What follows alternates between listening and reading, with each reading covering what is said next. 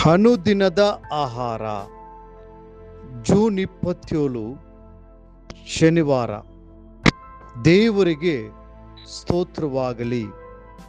1 ಅರಸುಗಳ ಪುಸ್ತಕ 8ನೇ ಅಧ್ಯಾಯ 56ನೇ ವಚನ.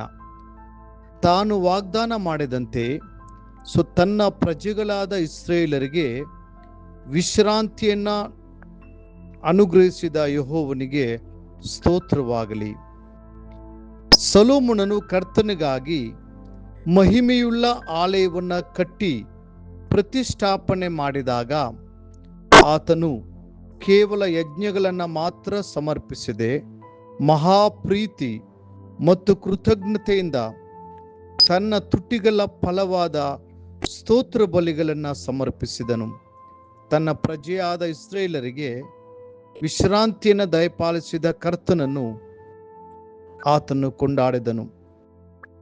ಹೌದು, ವಿಶ್ರಾಂತಿ ಮತ್ತು ಶಾಂತಿಯು ಕರ್ತನಿಂದ ಬರುವ ಶ್ರೇಷ್ಠ ಆಶೀರ್ವಾದಗಳಾಗಿವೆ. ಎಲ್ಲ ತಿಳುವಳಿಕೆಯನ್ನು ಮೀರುವ ದೇವ ಶಾಂತಿಯಿಂದ ನಿಮ್ಮ ಹೃದಯವನ್ನು ತುಂಬಿಸಿದ ಕರ್ತನಿಗೆ ನೀವು ಎಂದಾದರೂ ಪೂರ್ಣ ಹೃದಯದಿಂದ ಕೃತಜ್ಞತೆ ಸಲ್ಲಿಸಿದ್ದೀರಾ? ಅರಸನಾದ ದಾವೀದನ ದಿನಗಳಲ್ಲಿ ಅನೇಕ ಯುದ್ಧಗಳು ನಡೆದವು. ಅನೇಕ ಪರಾಕ್ರಮಶಾಲಿಗಳು ಯುದ್ಧದಲ್ಲಿ ಮಡಿದರು ಮತ್ತು ಅಪಾರವಾದ ರಕ್ತಪಾತ ಉಂಟಾಯಿತು. ಆದರೆ ದಾವೀದನ ಕಾಲದ ಅಂತ್ಯಕ್ಕೆ ಆ ಯುದ್ಧಗಳೆಲ್ಲ ಮುಗಿದವು. ಸೊಲೊಮೋನನ ರಾಜ್ಯವು ಶಾಂತಿಯ ರಾಜ್ಯವಾಯಿತು. ಅದಲ್ಲದೆ ಇಸ್ರೇಲ್ ಜನರು ತಮ್ಮ ಎಲ್ಲ ಶತ್ರುಗಳಿಂದ ರಕ್ಷಿಸಲ್ಪಟ್ಟು ವಿಶ್ರಾಂತಿಯನ್ನ ಅನುಭವಿಸಿದರು.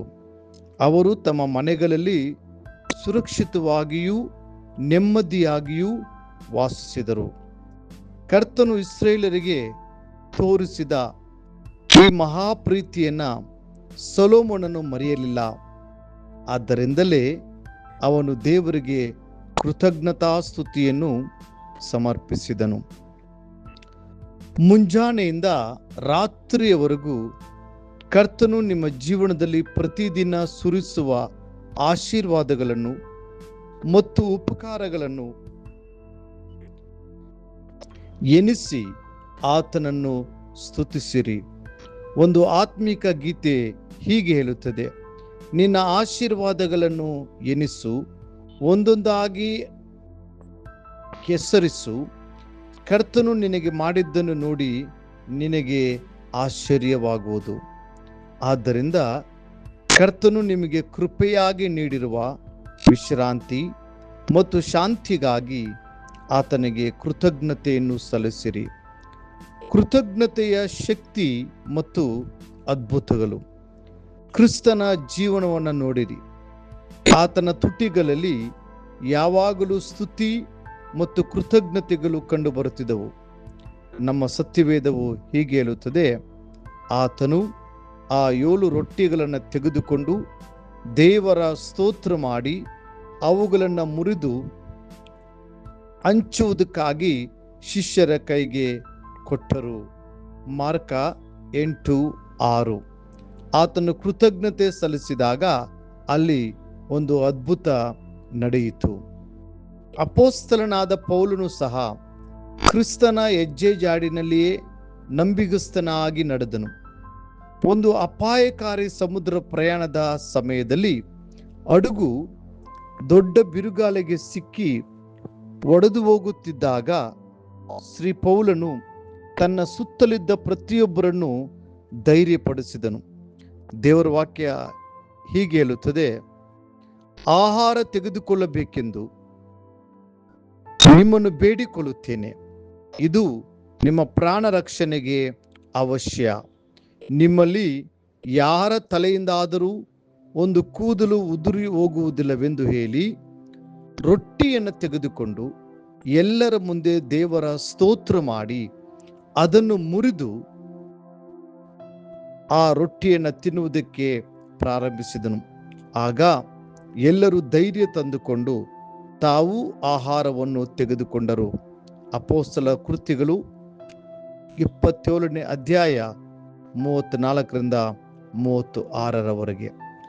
ಆ ಕೃತಜ್ಞತಾ ಸ್ತುತಿಯು ಧೈರ್ಯಗೆಟ್ಟಿದವರಿಗೆ ಬಲವನ್ನು ನೀಡಿತು. ದೇವ ಸೇವಕನು ಊಟ ಮಾಡುವ ಮುನ್ನ ದೇವರಿಗೆ ಕೃತಜ್ಞತೆ ಸಲ್ಲಿಸಿದ ಮಾದರಿಯು ಇತರರನ್ನು ದೇವರನ್ನು ಸ್ತುತಿಸುವಂತೆ ಪ್ರೇರೇಪಿಸಿತು.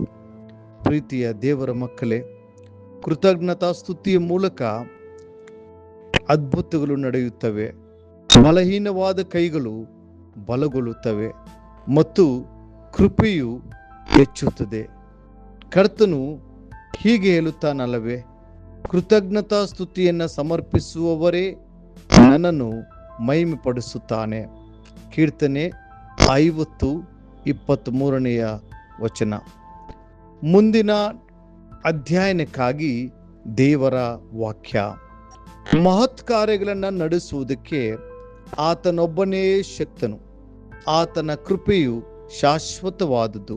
ಕೀರ್ತನೆ 136:4ನೇ ವಚನ. ಈ ದಿನ ಓದುವ ದೇವರ ವಾಕ್ಯ. ಮುಂಜಾನೆ ಯೋಬನು 8, 9, 10 ಅಧ್ಯಾಯಗಳು. ಸಂಜೆ ಅಪೊಸ್ತಲ ಕೃತ್ಯಗಳು 8ನೇ ಅಧ್ಯಾಯ 26ರಿಂದ 40 ವಚನಗಳವರೆಗೂ. ಕರ್ತನು ನಿಮ್ಮನ್ನು ಆಶೀರ್ವದಿಸಲಿ.